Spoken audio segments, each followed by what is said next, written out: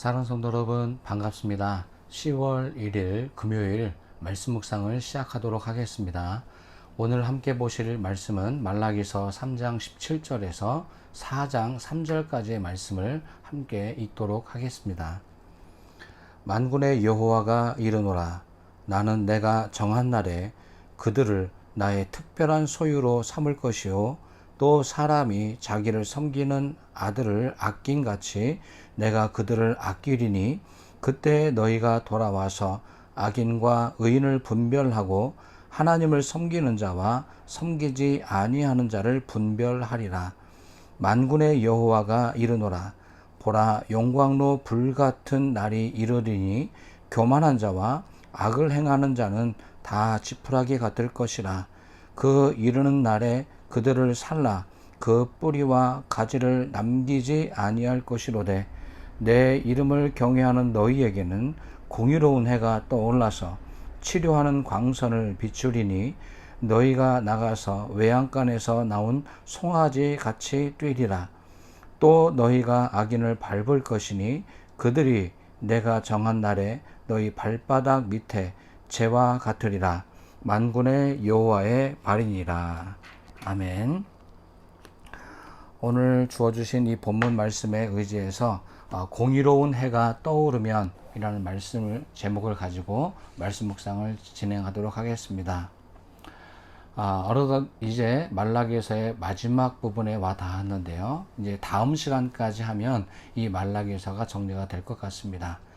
지금까지 하나님께서는 이 말라기 선지자를 통해서 이스라엘 백성들의 교만하고 또 악을 행하며 또 하나님께서 마치 존재하지 않는 것처럼 행동하고 있는 그들을 6가지 이 질문의 방식을 통해서 강력하게 질책하는 말이 이어졌습니다.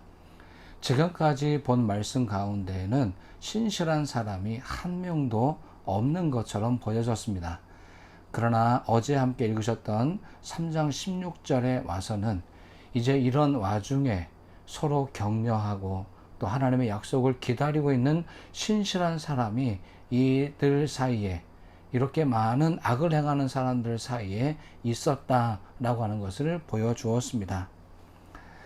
신앙의 회의주의에 빠지고 많은 사람들이 욕망에 빠져가는 삶을 살고 있음에도 불구하고 여전히 서로를 격려하며 하나님 앞에 신실한 믿음으로 살아가는 소수에 깨어있는 경건한 사람이 있었다고 하는 것이 얼마나 큰 희망인지 모르겠습니다. 모든 시대의 선지자들이 그토록 찾아 헤맸던 깨어있는 사람, 의인이 바로 이 말라기 시대에도 있었다고 하는 것입니다.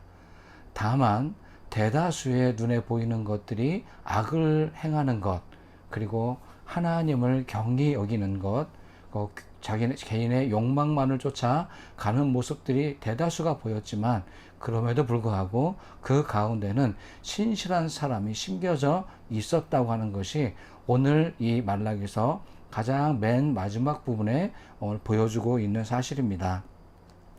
오늘 이 서로 격려하고 힘을 내는 이 소수의 경건한 사람들에게 가장 큰 도전은 바로 어제 말씀드렸던 두 가지였습니다. 하나님께서 분명히 우리의 소리를 듣고 계신다. 그리고 우리의 선한 노력을 정확히 기록하고 계시며 알고 계신다라고 하는 희망의 메시지였습니다. 그렇습니다. 하나님께서는 이제 오늘 이 후반부의 말씀을 통해서 이와 같이 서로 격려하며 여호와를 경외하는 사람들에게 얼마나 큰 관심을 가지고 계신지에 대해서 말씀을 주시고 있습니다. 하나님께서는 이들을 특별한 소유로 삼으시고 사람들이 자기를 섬기는 이들을 아끼는 것 같이 그들을 아낄 것이다 라고 17절 말씀해 주시고 있습니다. 하나님께서는 자기의 택한 백성을 가장 아끼는 보물을 아끼는 것처럼 또한 자기 생명과도 바꿀 수 없는 존재인 것처럼 소중히 여기신다고 말씀해 주고 있습니다. 그렇습니다.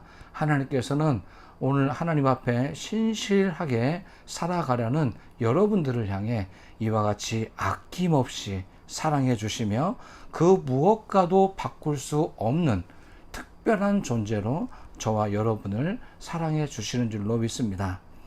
그러면서 18절 말씀에 모든 이스라엘 사람들을 향해 이렇게 말씀을 하고 있습니다. 제가 한 번 더 18절 말씀을 읽어보겠습니다. 그때 너희가 돌아와서 의인과 악인을 분별하고 하나님을 섬기는 자와 섬기지 아니하는 자를 분별하리라. 이 18절 말씀을 통해서 분별하겠다라는 말씀을 2번 반복하셨습니다. 여기에서 의미하고 있는 분별하다는 것은 본다라고 하는 것을 원어적 의미로 담고 있습니다.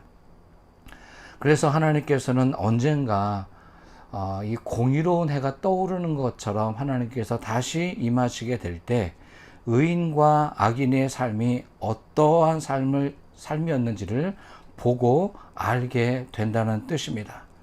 하나님을 잘 섬기는 사람과 섬기지 않는 사람들에 대한 그 분명한 차이를 보게 될 것이다 라는 말씀이 18절 말씀에 담겨 있는 의미라고 생각합니다.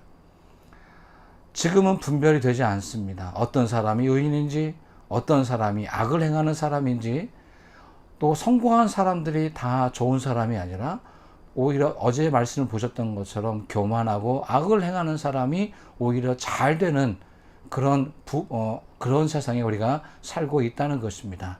그러나 이제 분명히 그 행위가 드러나는 시점이 오게 된다. 그 분명한 시점을 오늘 말라기 4장 1절에서 3절 사이에 말씀을 주고 있는 것입니다. 어떠한 차이, 무엇으로 그 차이를 볼 수 있게 하는 것입니까? 바로 공의로운 해가 떠오르면 의인과 악인, 하나님을 향해 경건한 삶을 살았던 사람과 그렇지 않은 욕망에 가득한 삶을 살았던 사람들을 분명히 드러내게 하실 것이라고 하는 것입니다. 이 공의로운 해가 떠올라서 치료하는 광선을 비출 것이다 라고 말라기서는 희망의 메시지를 우리에게 던져주고 있습니다. 이 치료하는 광선은 의로운 태양이 떠올라 온 세상을 비추는 것을 상징적으로 표현하는 말이기도 합니다. 이 치료하는 광선은 하나님 앞에 의롭게 신실하게 살아가는 사람들에게는 희망의 빛이 될 것입니다. 하지만 오늘 말라기 4장 1절에 말하고 있는 것처럼 교만한 사람, 악을 행하는 사람은 마치 지푸라기와 같아서 그 뿌리부터 모든 줄기가 다 타 없어지고 재만 남게 될 것이다 라고 말하고 계십니다. 그렇습니다. 그때가 되면 교만한 자와 악을 행하는 자들은 지푸라기 같이 될 것입니다. 아무것도 남기지 않는 죄로 변화될 것입니다. 지금은 풍성한 것 같고 모든 것을 가지고 있는 것 같지만 그 모든 것이 헛된 것임을 하나님은 보여주게 될 것입니다. 어제까지 주요 포인트가 무엇이었습니까? 하나님을 믿고 신뢰하는 것이 헛된 것처럼 보였다. 그러나 실상은 하나님의 공의로운 해가 떠오르면 그 교만하고 악을 행하는 사람들의 가진 소유와 그의 그런 욕망들이 그야말로 죄와 같이 허무하게 사라지게 될 것을 말씀해 주고 있습니다. 하지만 신실한 사람들, 의로운 사람에게 이 공의로운 해는 외양간에 웅크리고 앉아있는 송아지가 마치 뛰어놀듯이 뛰어놀게 만드는 힘이 될 것이다 라고 말씀해 주고 있습니다. 지금은 어둠에 가리워서 웅크리는 삶을 살고 있었지만 이제 공의로운 해가, 진리의 해가 떠오른다면 이제 웅크리며 살았던 그 의로운 의인들이 이제 마음껏 해방자로서 자유로운 삶을 살 수 있는 바로 그날이 오게 될 것이라는 말씀입니다. 비록 지금의 시대가 암울하고 교만하고 악을 행하는 사람, 또 죄를 범하는 사람이 더 득세하는 시대에 살고 있습니다. 의로운 사람은 보이지 않고 마치 하나님께서도 침묵하시는 것 같은 그런 암울한 시대라고 할 수 있습니다. 하지만 사랑하는 성도 여러분, 분명히 하나님의 공의로운 해는 떠오를 것입니다. 모든 시대를 통틀어서 하나님께서는 이렇게 참혹한 시기에, 흑암과 같은 시기에 분명히 하나님께서 선지자와 또 하나님이 직접 나타나셔서 의로운 해로 등장하셨음을 성경에서 우리에게 보여주고 있습니다. 그렇습니다. 하나님의 공의로운 해가 떠오르면 그때는 모든 것이 확실해집니다. 지금은 희미하지만 주님이 다시 오시면 우리에게는 분명한 것이 보여지게 될 것입니다. 그때는 이것일까 저것일까 고민하지 않아도 됩니다. 의인과 악인으로 분명하게 거부할 수 없는 명확한 기준으로 우리에게 등장하실 것이기 때문입니다. 신앙생활을 제대로 하는 사람과 형식적인 신앙생활을 하는 사람, 하나님을 믿는 사람과 하나님을 진실되게 믿지 않는 사람, 바로 그 모든 차이가 확연하게 드러나게 될 것입니다. 지금 당장 하나님을 시험하는 사람, 또 교만하고 악을 행하는 사람이 힘을 얻는 것 같아 보이고, 경건한 사람은 모두 소멸되고 힘을 잃어간 것 같아 보이지만, 우리가 믿는 것이 무엇입니까? 오늘 우리의 힘과 능이 아니라 하나님께서 오늘 이 말라기서에 말씀하고 있는 공의로운 해같이 떠오르는 그날이 분명히 있음을 오늘 우리가 믿고 있는 것입니다. 어제 말씀에 이어서 하나님은 분명히 우리에게 응답하시는 하나님이십니다. 우리의 이 모든 부분을 다 보고 계십니다. 생명책에 기록을 하고 계십니다.